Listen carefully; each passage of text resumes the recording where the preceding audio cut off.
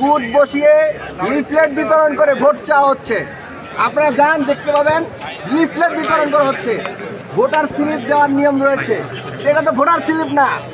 Voter স্লিপে কি থাকে? বিগত নির্বাচনগুলো আপনি পর্যবেক্ষণ করুন। ভোটার স্লিপের কোনো ব্যাখ্যা কি আপনার এই আচরণবিধিতে আছে? ভোটার স্লিপ মানে এটা, ভোটার স্লিপ মানে হচ্ছে ভোটারের ইনফরমেশন থাকবে।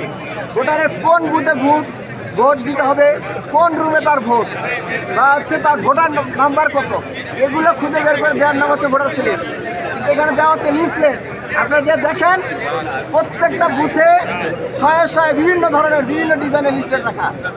আমরা বারবার দেখতে পাচ্ছি নির্বাচন কমিশন শুধুমাত্র ছাত্র দলকে সুযোগ করে দেওয়ার জন্য বারবার তাদের আইন পরিবর্তন করছে, বারবার তাদের নিয়ম পরিবর্তন করছে, এবং নিয়ম পরিবর্তন করার মাধ্যমে শুধুমাত্র ছাত্র দলকে সুযোগ করে দিচ্ছে।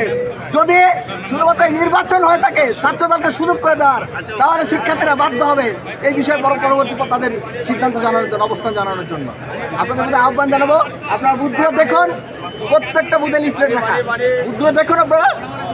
আর কারো বুথ আছে?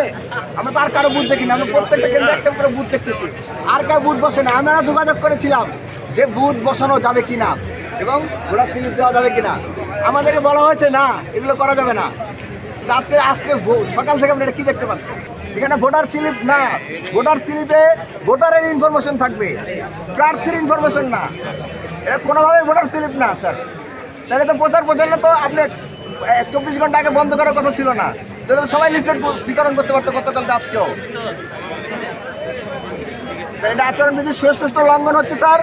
আপনি যদি এই ব্যাপারে ব্যবস্থা গ্রহণ না করেন, তাহলে আমরা মনে করব যে আপনি ছাত্র দলকে সুযোগ করে দেওয়ার জন্য বারবার আপনার যে আইন পরিবর্তন করছেন, সেটার প্রক্রিয়ার অংশই হচ্ছে এটা।